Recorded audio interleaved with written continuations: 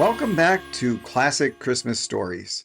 If you have a Christmas story that is in the public domain that you would like to hear me read, please click on Send Us a Text in the show notes on your favorite podcast app, and I'll get that message. I have another great story for you, so gather the family and enjoy this holiday story.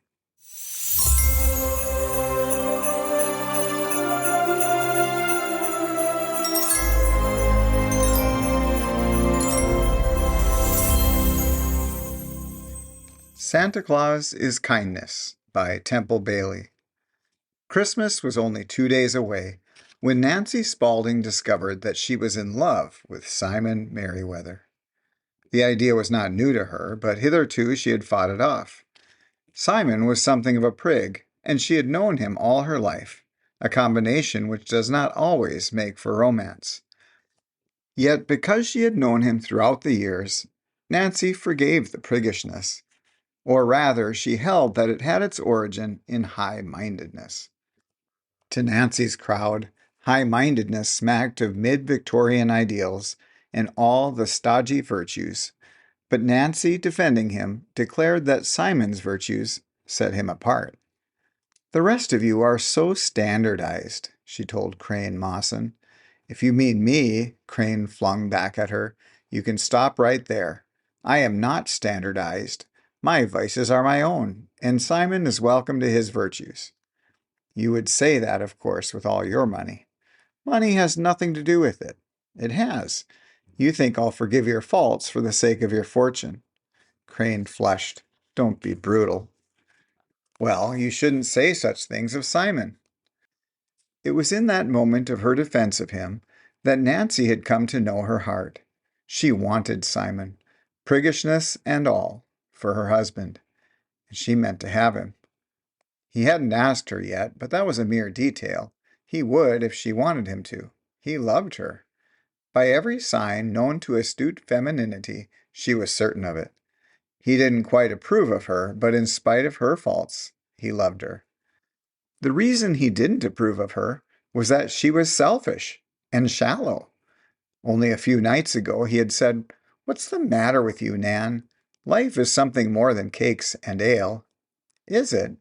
You know it is. You were a lovely girl. You're lovely now, but you're slipping." That was Simon, always telling you the truth about yourself. And strange to say, Nancy found it refreshing. There were enough people to flatter you, but when Simon praised or blamed, it meant something. Now and then he admitted a mistake, but when he was right, he held to it. "I had that crowd you're so keen about. Crane Mawson's?" "Yes, but it's your crowd too, Simon." "In a way, but I don't fall for a lot of it, and you do. Snap out of it, darling." "Out of what?" "Well, you used to believe in things."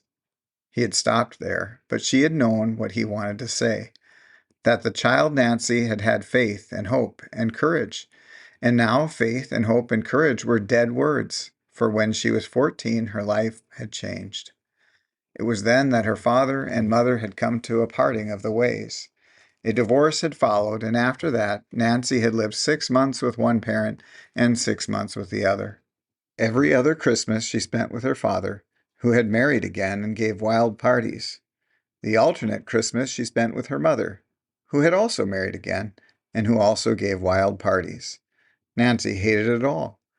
Still, a mother was a mother and a father a father. She defended them savagely, saying things to Simon about love and marriage that she didn't mean, and saying them because of an exaggerated sense of loyalty, which made her rush to the defense of that which was not defensible.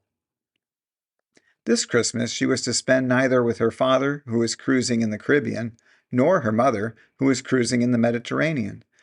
As her Christmas celebration was therefore left to her own planning, Nancy thought a great deal about it. A lot of people had asked her to dine, but she had put them off. She had hoped Simon would ask her, but now it was too late. He lived alone with his father, and they were to spend the Christmas season with Simon's grandmother, who had an old-fashioned house in the hills of Vermont. That left Nancy definitely out. There was no reason why she should feel left out, but she did. Feeling somewhat depressed, therefore, yet with something of hope in her heart, she decided to go downtown and do the last of her Christmas shopping. She took a bus part of the way, then walked to the shops. It was snowing, and she liked the snow. She liked, too, the hurrying crowds, the wreaths in the windows, the Santa Clauses on the corners. She dropped $1 in the Christmas kettle of the Salvation Army lassie who teetered on her cold toes and smiled at Nancy from under her demure bonnet. Nancy smiled back. It had been something of a wrench to give that $1. She had a generous allowance from her father, but she had spent it all and had mortgaged future remittances. She had charge accounts everywhere, but cash was short, and she would have to conserve it until her Christmas gift checks came in. Of course, she might borrow from Simon. She had often done it, and there had never been any embarrassment about those borrowings. "Be a good pal," she would say, "and lend me a few dollars." And Simon would ask, "How much?" And sometimes it had been as much as $100. Simon had always been a dear about everything, and they had been such friends. When she was 5 and he was 12, he had given her his first Christmas present, and he had taught her a song. Nancy, looking in the window as she passed, was seeing beyond them a rich and glowing room where she sat in a big chair by the fire, and Simon, a curly-headed lad of 12, stood before her, beating time. A ship, a-sailing on the sea, and it was deeply laden with pretty things for me. It was not exactly a Christmas song, but they had sung it together every Christmas and called it their song. They would sing it together tonight, out under the stars if the snow stopped, and if the snow did not stop, they would sing it anyway. She was to see him at Crane Mawson's. Crane had a big country place up in the Hudson and was giving a party. They would skate on the pond and eat out of doors at midnight with fires blazing and things cooking over the coals. Nancy was to go in Crane's car, for Simon, being more than usually busy before the holidays, would be late. Simon was 27 and a member of his father's law firm. Nancy and a lot of the others would stay all night at Crane's, but Simon was motoring in. He asked Nancy if he could take her back with him, but she had said, "Back to what? Aunt Eddie?" Aunt Eddie was a great-aunt on Nancy's father's side. When Nancy was left high and dry on the shores of her parents' matrimonial differences, Aunt Eddie came and played propriety. And as she was over 70 and on a diet, her presence added little to the joy of Nancy's days. Entering one of the big shops, Nancy made her way to the toy department. She had to buy something for Grace Marquis's twins. She would charge whatever she bought, and her sense of loneliness and depression dropped from her as she found herself in the midst of the crowds of children who, thrilled and excited, explored this modern fairyland. She made her purchase and wandered to where the dolls were displayed in a section especially devoted to them. It was not the dolls which interested her as much as the faces of the little girls who were bunched together in adoring groups about them. Here were the future mothers, drawn to these artificial babies by their potential maternity. With cheeks glowing, eyes shining, they hovered over the infants in bassinets, toddlers in rompers and short skirts, and the larger dolls grand as Cinderella at the famous ball. One doll, lovelier than the rest, was enthroned on a pedestal. With blonde curls, blue eyes, and dimples, with rosy cheeks and a rosier frock, she was entrancing. A little voice at Nancy's side said, "I want that one, Mother." "I wish you might have it, Wendy, but we only come to look." "Perhaps Santa Claus will bring it," she said hopefully. "Oh, darling." There was dismay in the mother's voice. "You mustn't be disappointed if he doesn't." The little voice went on. "Well, maybe he will. He will know she would like me for a mother." "I'm sure she would, but—" The rest was lost in the babble of voices. Turning a little, Nancy saw the mother and the child. Very shabby, the mother thin but smiling, the child enchanted by the peep into fairyland. Their presence in this great and fashionable place was undoubtedly an adventure into the unknown. The mother had brought her child to see, not to buy. Nancy liked the mother's voice. There was a sweetness in it, and a quality less tangible than sweetness, courage perhaps, or fortitude. They were moving on. "Do you think, Mother," the child was piping, "that Santa Claus might?" Nancy found herself following them. She had never bothered much about children. The sons and daughters of her friends were restless little creatures, a bit bored by life. Not this child. Hopeful, eager. As they came out at last into the snowy street, the mother raised an umbrella. It was one of those with ribs poking through, but it sheltered the shabby pair from the snow, and the child hopped along by her mother's side like a happy robin. With Nancy still following, they turned into a street which tapered off suddenly from elegance to squalor.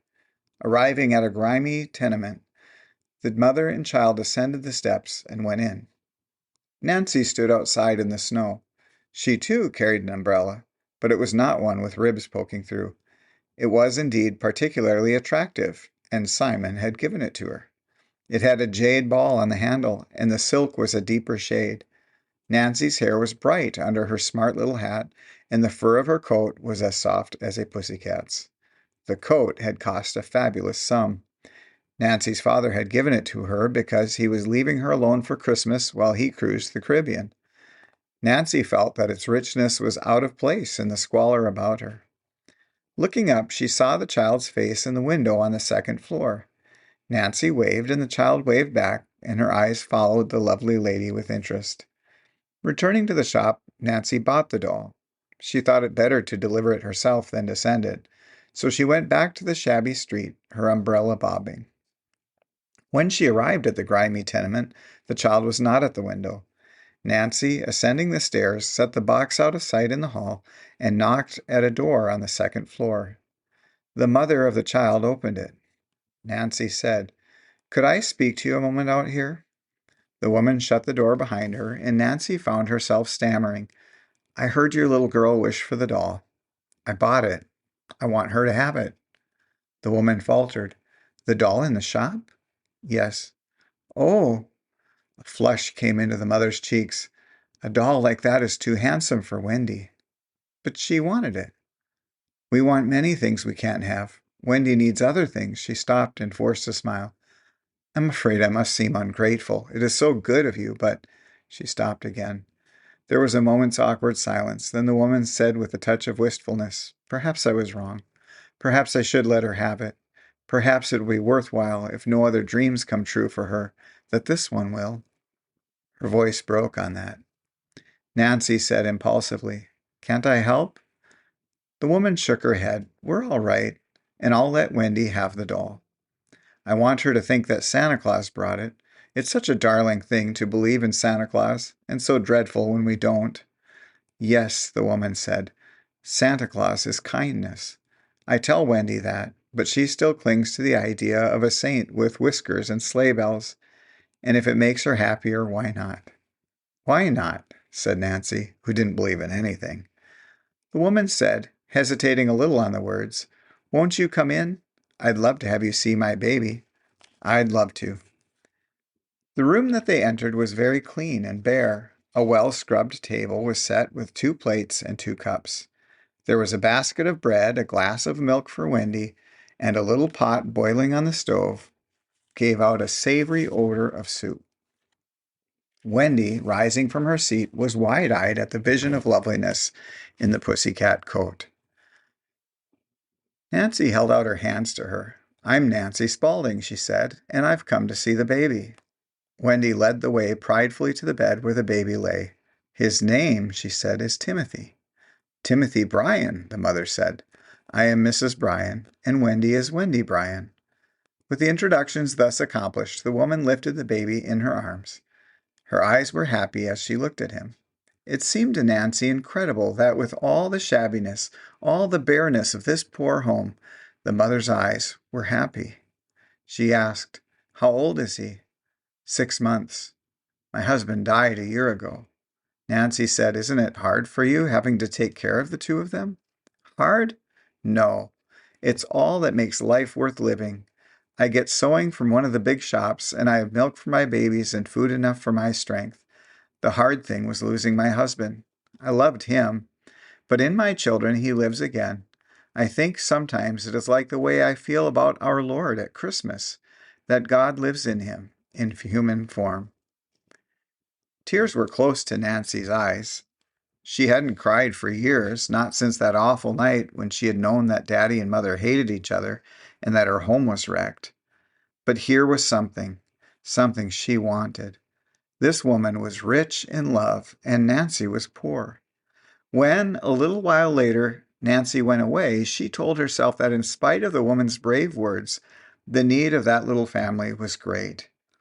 Well, she'd see that they had a Christmas dinner, and she would tuck into an envelope a snug sum of money. She would have to borrow the money from Simon, darling Simon who never failed her, and who that very night, if the gods were good, would ask her to marry him. But Simon, as it happened, had no idea of asking Nancy to marry him. He loved her deeply, but she wasn't the kind of wife he wanted. A man had to be cautious in these days. The Merriweathers in the past had not been cautious. They had gone neck or nothing to their romantic enterprises, had plighted their troths at various Gretna greens, or more conventionally at the altar, and had lived happily ever after, or unhappily as the case might be. But there had been this difference. The Merriweathers of previous generations had not had before them the menace of the divorce court. The wives of those earlier Simons had said solemnly at the altar, "Till death do us part." But the girls of Simon's set declared frankly and without shame that if they didn't like the men they married, they wouldn't live with them. Nancy herself had said, "Do you think if I made a mistake I'd be tied for life to any man?" And that wasn't Simon's idea of marriage. He wanted permanence. He wanted a wife who would help him to keep the green plant of their affection in full flower. He felt that he could love Nancy forever, but he feared that his love might not be enough to change her from a teasing sprite to a constant and contented spouse. When Simon presented his matrimonial theories to Nancy for discussion, she held them up to scorn, calling him Simon Legree and Simple Simon, and now and then wickedly Simon Pure. Having no inferiority complex and only a normal amount of vanity, Simon had smiled through it all. But of late she had gone beyond teasing, beyond argument. She was playing around with Crane Mawson, and Simon's idea of a woman who would play around with Crane was not his idea of what he wanted in a wife. He thought of these things as he stood uncertainly before a case in Tiffany's great shop, trying to choose a gift for Nancy's Christmas. He had always given her a present and had found little difficulty in selecting it, but this year was different. For the first time, he was definitely placing her among the other women of his acquaintance. Hitherto, she had been set apart in his mind as the woman he was going to marry. To the woman a man didn't intend to marry, in those modern days, one gave perfumes in crystal flasks, bits of jade set in dull gold, carved coal and silver bracelets, aquamarine earrings if her eyes matched them. Simon knew the litany of up-to-date feminine demands. He drew the line only at jeweled lipsticks and cigarette holders. He had told Nancy on one occasion that he loved his love with an N because she was neat and enchanting, and Nancy had said, "Well, I don't get lipstick on your hanky or cigarette ashes on your shirt front, but there are worse things, darling." What? Getting on people's nerves. Do I? On yours? On everybody's. Well, if she meant people like Crane Mawson, Simon didn't care how much he got on their nerves. Crane's real name was Derwent, but he had a long figure and a long neck, and at school the somewhat ludicrous combination had incited his mates to call him Crane. He was no longer ludicrous. He had gained pounds and muscle at college and prestige at football. His fresh coloring and his shock of fair curls were high notes in the good looks he had acquired, but the name still struck. Crane would, of course, give Nancy a present, but that was not Simon's worry. His worry was to choose one for her himself. He had thought of a Baxter print. Nancy was always hunting for a Josephine to match her Baxter Napoleon. Nobody seemed to know whether Baxter had ever really done a Josephine, but Nancy had not given up the hunt as hopeless. She had an interest in collections. She acquired things because everyone else seemed to do it. Simon, who did nothing because other people did, collected objects that had to do with the art of fishing. He loved the out-of-doors, and having traveled much, he had brought home with him many nets and creels and flies, ancient and modern, primitive and up-to-date. He spent much of his time in cataloging his treasures, or in right season, whipping the streams of the north, or doing deep-sea fishing in warmer waters. He was indeed very much in earnest about it, and his preoccupation had given Nancy an opportunity to call him Simon the fisherman. "If you think you are teasing me," he had told her, "you're thinking wrong. Simon Peter was rather splendid." Nancy's level gaze had studied him. "He was a fisher of men, and you are a fisher of women. They are all in love with you." "All of them? Not you, Nancy." "Well, of course, I couldn't be." "Why not? I've known you too long and too well." It sounded harsh, but it wasn't, for she had made a face at him to show she wasn't quite in earnest. She had a lovely face, and her eyes were as wide and candid as she had stuck out her tongue the first time he had met her. And her red hair was as bright and beautiful as when he had pulled her long curls in return for her impishness. It was when she was 5 that he had first given her a Christmas present, a pink china box filled with pink Jordan almonds and tied with a pink ribbon. She had adored it and had kissed him. She had kissed him on Christmas Day every year until 4 years ago. Then she had said, "I'm grown up.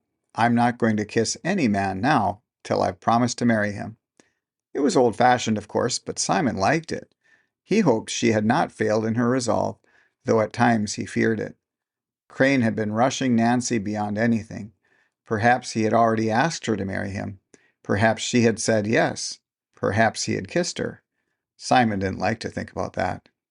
He was hanging now over a tray of old brooches. There was one that he wanted for Nancy. It was not large, and it was exquisitely painted porcelain, set with pearls. It was expensive, far beyond anything that Simon had expected to pay. But the head painted on it was the head of a Madonna, and the Madonna looked like Nancy.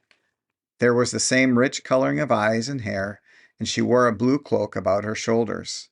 Nancy wore blue a lot, and Simon liked it. But why should he buy a brooch like that? Nancy wasn't the Madonna type. He had an almost uncanny feeling that if the Madonna of the brooch lifted those modestly lowered lashes, she would show the impish, teasing eyes of Nancy. Yet he wanted her to have it, and the extravagance would not break him. He wondered what Crane Mawson would give her, and as if the thought had brought him, he heard Crane's voice behind him. "Only one more day to Christmas, Simon, and I've got a list as long as your arm. 10 cigarette holders for 10 girls, 10 vanity cases, ditto. That settles the masses, as it were, but there's still one girl. Look here, Simon, if you wanted to buy something for the only woman in your life, what would you get?" Simon straightened up, and when Simon stood straight, his inches seemed to top those of Crane. "What would I give her? I should give her precisely nothing." Carrie laughed decisively. "You wouldn't get that far with most women." "Perhaps not with what you call the masses, but I might get farther with the one I wanted." "Don't fool yourself, Simon. They can all be bought." Simon did not answer. Why argue with Crane, who had millions and who could buy anything? Perhaps he could buy Nancy. Simon didn't want to buy a woman. He hadn't Crane's millions, and he was glad of it. And anyway, why should he worry when he didn't want to marry Nancy? Crane was saying, "Come over here and look at this." He led the way to a case wherein were displayed certain gorgeous jewels. Crane had chosen from among the others a curled feather of diamonds tipped with emeralds. It could be worn, he explained eagerly, in half a dozen ways, on her shoulder, in her hair. Nancy's shoulder, Nancy's hair.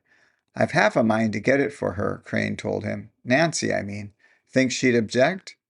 "You'll have to decide that. It's you who are giving it. I'll toss a nickel. Heads she gets it, tails she doesn't." He flipped the coin, and the head came up, and he was pleased and showed it. "The fates are with me," he said, and gave the clerk the order. Simon said, "See you tonight," and suddenly got out. It was snowing, and with his hat pulled down and no umbrella, he made his way through the driving storm. Taximen hailed him, but he would have none of them. He welcomed the pit-pat of soft flakes against his cheek. His mind whirled with the snow. If Nancy married Crane, she would be unhappy, and he, Simon, might save her. By all the passion that was in him, he knew it. He knew that if tonight he took her in his arms and told her on a rushing tide of eloquence that she was his and nobody else should have her, he might win her. But what then? What of this Nancy he could win? In the last analysis, what did she ask of life? A good time? Money to spend? Freedom from care? She had told him 1,000 times, "I want to dance through life, Simon." But one couldn't dance through life. Simon knew that. He had lived through his mother's dreadful illness and had seen the pain that no drugs could cease. He had known his father's devotion. He had seen his mother cling and gain courage in the arms that loved her. He knew of those days of poverty when his mother was young and pretty, and the dishonesty of his father's partner had brought failure in business. He knew the depth of tenderness with which the young couple had sustained each other. He had seen his tiny sister die, and his mother's fortitude in the face of tragedy. The watchword of his home had been love. Not love that asks for things, but a sharing. If Nancy couldn't share, he couldn't make her happy. He couldn't make any woman happy who shirked life. She would lose his respect and his love. A man had to fight with his back to the wall in these days, and he needed a woman to buckle on his armor. He went back to his office, worked late, and got home in time to dine with his father. Anticipating the late supper, he ate little. His father queried, "Where's your appetite?" "I'm saving up. Crane's having a late supper on the ice, sausages and scrambled eggs." "Nancy going?" "Yes, and dozens of others." "Chaperones?" "There aren't any such animals in these days, but Crane's parents will be somewhere about the house. It's a huge place, you know, and Crane has his own quarters. I'm glad the snow stopped. The wind will blow the ice clear." Later, as they had their coffee in the living room, Simon's father said, "Your mother would be very happy if she knew you were going to marry Nancy. She loved her as a child and was sorry for her." "I'm not going to marry her." "She's refused you?" "I'm not going to ask her." The older Simon Merriweather cleared his throat. "My dear boy, I thought it was settled." "I thought so too, but I can't do it." "Can you tell me why?" "Yes. I'm not sure that if we married, things would last with her. Permanent things, like you and Mother." His father stared into the fire. His voice was husky when he spoke. "I never doubted your mother." Simon's voice was eager. "That's what I mean. I've known Nancy for 15 years, yet I feel that I don't know her. She was a lovely little girl. She's lovely now. But she makes light of things, and I don't want made light of by my wife, by the mother of my children." He stumbled over these last words, and his father said gently, "One never quite knows in the beginning. You knew with Mother." "I loved her." Simon's head went up. "You think I don't love Nancy?" "I think if you loved her, you might see beneath the surface." Simon stood up, and there was a poignant note in his voice as he spoke. "Dad, they all think I'm a prig about such things, that I ask too much. Do you?" And now his father stood beside him, his hand on his son's shoulder. "No, in a way you are right. A woman must prove her worth before a man can marry her." When Simon arrived at Crane's, Nancy and the others were on the ice. Nancy never looked more lovely than in her skating clothes. Tonight she wore white wool. There was no touch of color except the red of her hair and the red gold of the scarf, which blazed like a bright banner as she skated with Crane. Simon spoke of the scarf when at last he had a chance at her. "It's a beautiful thing. Crane bought it in Switzerland when he was there for winter sports. He sent it to me last Christmas, but this is the first time I've worn it." Simon said abruptly, "I'm not going to give you a Christmas present." She was startled. "Why not? Everybody gives you things." They skated on for a few moments in silence. Then Nancy said, "Of course you don't mean it." "But I do." She flashed a glance at him. "Have a heart, darling. I want something, if it's only a stick of candy." "You'll get plenty of gifts. You won't miss mine." Her laugh was low and provocative. "Jealous?" No, he could not tell her that it was something deeper than jealousy. Their arms were linked, her hands in his, as they swayed in rhythmic motion. Simon was aware that Nancy's fingers had tightened on his, that her cheek was against his coat, that her face was lifted toward him. "Be nice to me, Simon." Again the provocative note. Simon, held by that note, his heart answering it, knew that in another moment, if he wasn't careful, Nancy would be in his arms. He would be saying the things it wasn't wise to be saying. He would be saying the things that would sweep them both away from reason.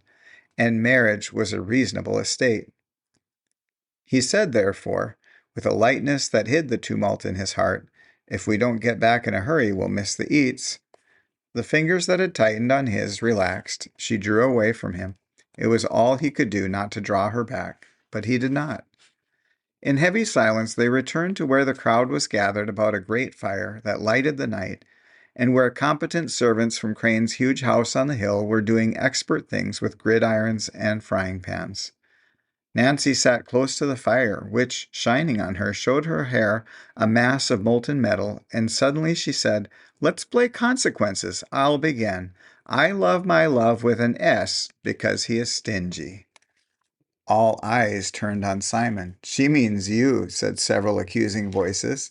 He was cool. "Does she? Well, I love my love with an N because she's nonsensical."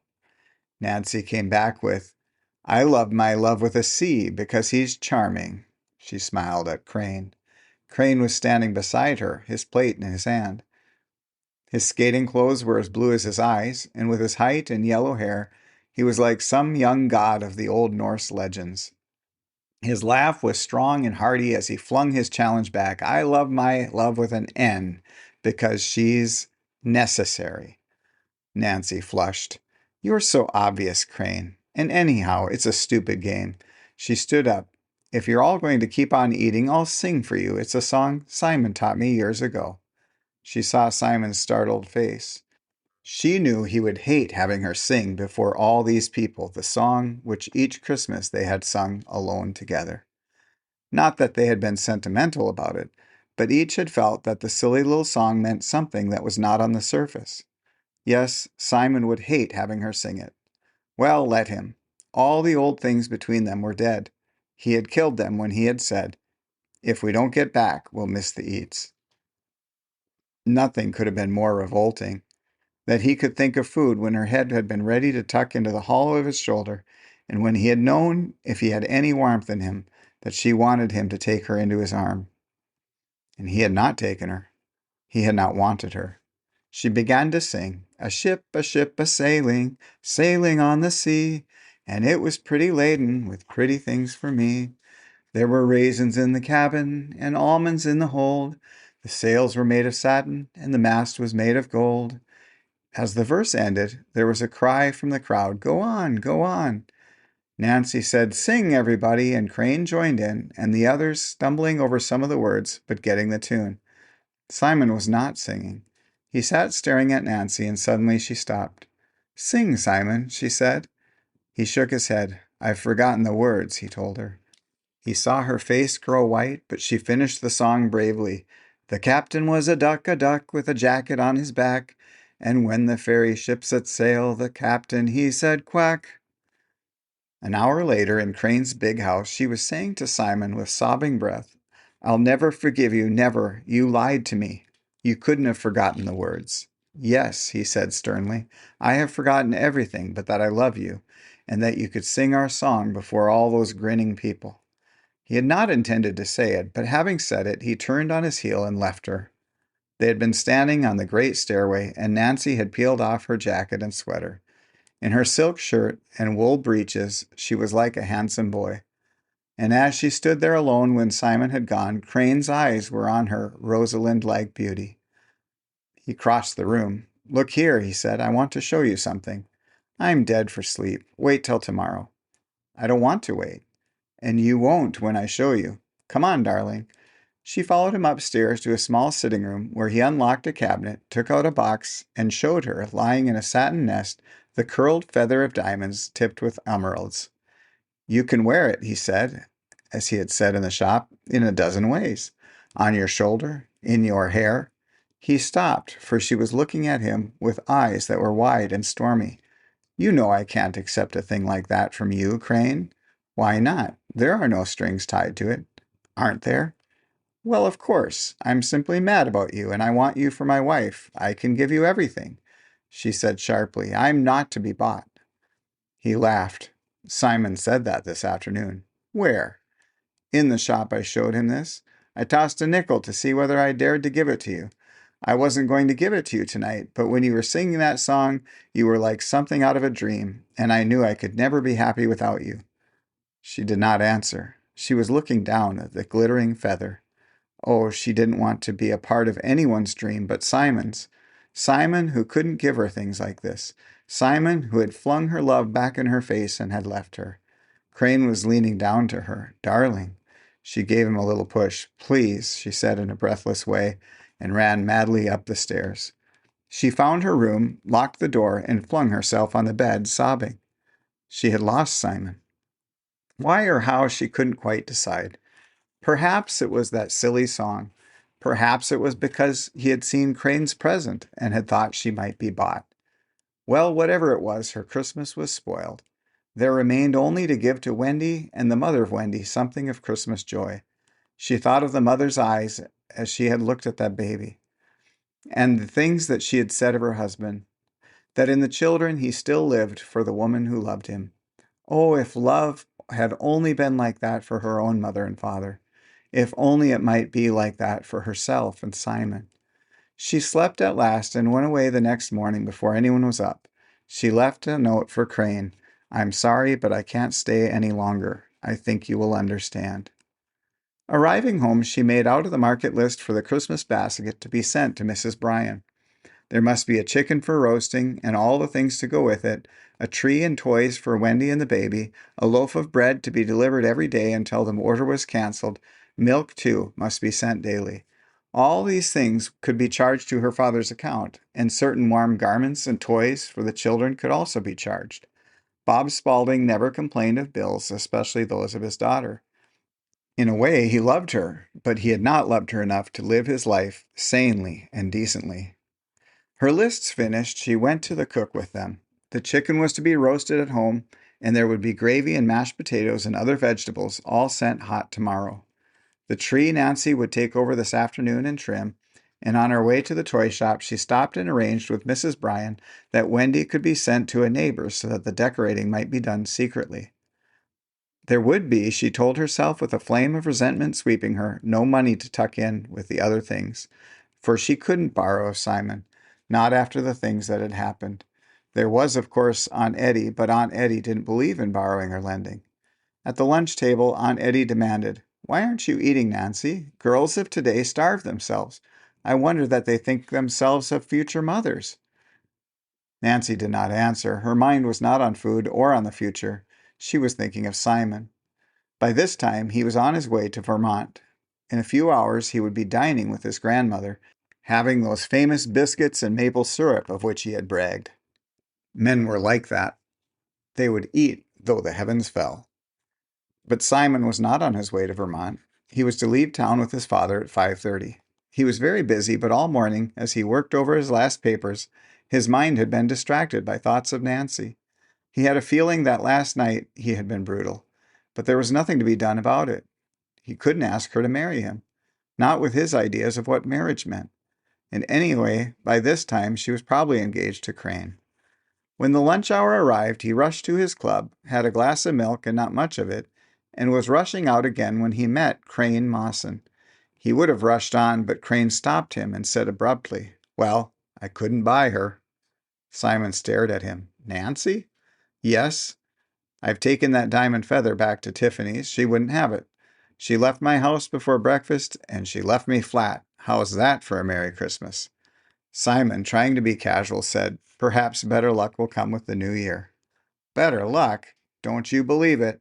If you had to bet $1,000 yesterday that money couldn't buy a woman, you would have won it." But Simon wasn't thinking of $1,000. He was thinking that he must get back to Tiffany's and buy that brooch for Nancy. Even if he didn't approve of her, even if she was selfish and shallow and all the things that, God help him, he had said about her, she was still the little girl to whom he had once given the pink Jordan almonds in the pink box and who had kissed him and thanked him. He must think of that little girl Nancy, and of the Nancy who couldn't be bought by Crane's jewels. Perhaps he could think of two as one. Perhaps if he thought of her in that way always, he wouldn't have been so smug and self-satisfied. He looked at his watch. Time enough to run round to Tiffany's. Hailing a taxi, he rushed to the shop, bought the brooch, and arriving at Nancy's found her out. "Do you know where she is?" he asked Aunt Eddie.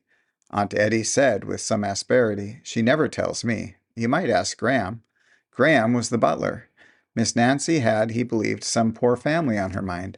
He thought Cook might have the address. Cook had it, having noted it for the bread man. Simon rushed on. In the taxi, he thought of what he would say to Nancy. He wasn't going to ask her to marry him, but he was going to tell her he was sorry. And while he was thinking these things, Nancy, on her knees, trimming the tree, said to Mrs. Bryan, "Do you think Wendy will like it? She's never seen anything so pretty." Nancy, sitting back on her heels, surveyed it, a thing of shining balls and silver snow, of tinsel. "It is rather nice. I'll finish it up and hide it in the closet while you go for Wendy." The mother, pulling on her coat, said, "If you'll just keep an eye on the baby." But Nancy, tying balls and draping tinsel, did not think of the baby until a little cry aroused her. "Darling!" She went to the basket and bent above it. The baby stopped crying and smiled at her. She said almost shyly, "Hello, little Timothy." Timothy, what a nice name. A Bible name. She liked Bible names. There was Simon, for instance, Simon the fisherman, Simon Peter. Rather a solemn name for a baby. She lifted the baby suddenly and hugged him. He was so adorable and warm and soft. "Little Timothy," she said softly. "Little Timothy." A knock sounded, and as she called, "Come in," the door opened and Simon stood on the threshold. He spoke with a touch of awkwardness. "Well, here I am." "How did you find me?" "They told me at the house," he answered, yet hardly knew what he was saying. For back of Nancy was a window, and the red gold of the winter sunset lighted the blue of her dress and shone on her hair and on the head of the baby in her arms. "Oh, Madonna, Madonna," were the words in Simon's heart, but he could not speak them. She held up the baby for him to see. "He's sweet, isn't he?" "You're sweet." His voice wavered. Their eyes met, and the look in Simon's made Nancy say hastily, "You see, I wanted to do something for somebody's Christmas." She told him about the meeting with Wendy and her mother. "They'll be coming back in a few minutes, and we'd better hide the tree." She laid the baby in his basket. "I'm glad you came, Simon. I want to borrow some money." "How much?" "Could you let me have 50? More if you want it." He took out his wallet and was counting the bills when he suddenly was aware of an incredible sound. Nancy was crying. He crammed the wallet in his pocket and drew her round so that she was within the circle of his arm. "Dear girl, what is it?" "Oh," she said, "I thought I was never going to borrow of you again. And I wanted to help Mrs. Bryan. I can't tell you how I feel about her, Simon. She loved her husband, and he's dead. Yet he lives for her and the children. Death hasn't parted them. Yet life parted my father and my mother. If only they had felt that way about me, that they lived in me, I might have been different. It was love I needed, Simon, and I didn't have it." He could not speak. He held her close. Oh, what a fool he had been not to know that the hurt heart of a child had found a strange satisfaction in hurting others. He said at last, his voice hoarse with emotion, "You're mine, Nancy. You know it, and I know it, and I want it to be forever." "Not like mother and father?" "Never like them, dearest." They heard the voice of Wendy in the hall. When she opened the door, the tree was hidden. She was much excited. "Santa Claus is coming. Mother says so. Perhaps he will bring me a doll." Nancy bent and kissed her. "Perhaps. Mother says Santa Claus is kindness." "He's more than that, darling. He's love and everything." Simon at last got Nancy away. "We're catching a 5 o'clock train," he told Mrs. Bryan, "and we'll have to make a run for it." Whirling along in a taxi, he told Nancy, "We'll stop at the house for your bag." "But Simon, you're going to Vermont with us. If my grandmother is going to be yours, she might as well give you a Christmas dinner." The early darkness had come, and Nancy's head was on his shoulder. As they passed a street corner, a man in cheap Santa Claus clothes stood where the light shone on him. There were other cheap Santas on other corners. Too many of them, perhaps, but could there be too many? Santa Claus, the child had said, was kindness, and he, Simon, had not been kind. Well, he had the whole future in which to make up for it, to teach Nancy the love she had missed, and he would teach her in all humility. He who had misjudged her. He said, "I have a present for you." Her laugh was low. "A stick of candy, Simon? Something better than that." But he could not tell her. Tomorrow early on Christmas morning, he would give her the Madonna, and she would know all that it meant to him. The end.